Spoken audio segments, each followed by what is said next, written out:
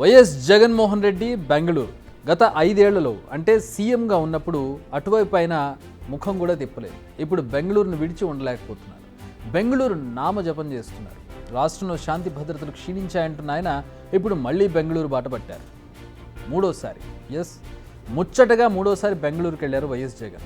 First ఏమో ఎన్నికల్లో దారుణ ఓటమి తర్వాత పులివెందుల పర్యటన అని చెప్పి అక్కడి నుంచి బెంగళూరుకు పయనమయ్యారు.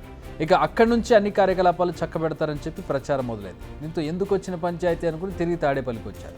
కానీ జస్ట్ 2 వారాలు ఉన్నారు. వెంటనే మళ్ళీ బెంగళూరుకి వెళ్ళిపోయారు.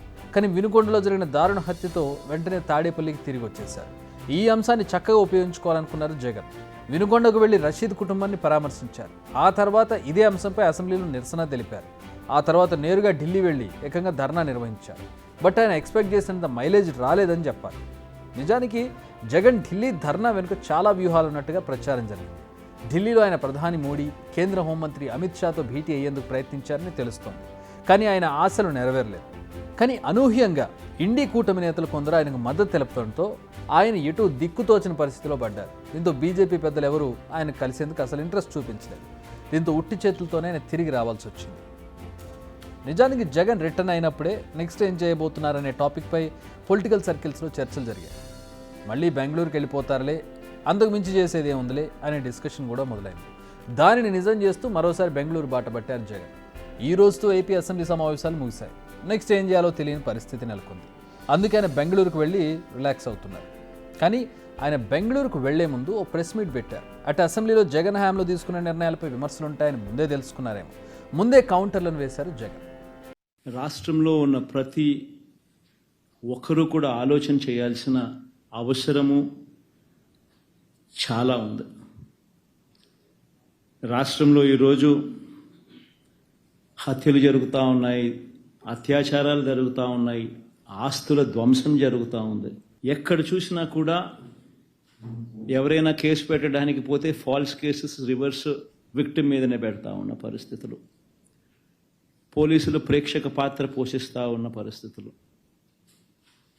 ప్రశ్నించడానికి ఏ స్వరం కూడా ఉండకూడదు, బయటికి అడుగు పెట్టకూడదు అన్న దృక్పథంతో ఈరోజు అణిచివేసే ధోరణితో ఈరోజు ప్రభుత్వం పరిపాలన కొనసాగిస్తూ ఉంది.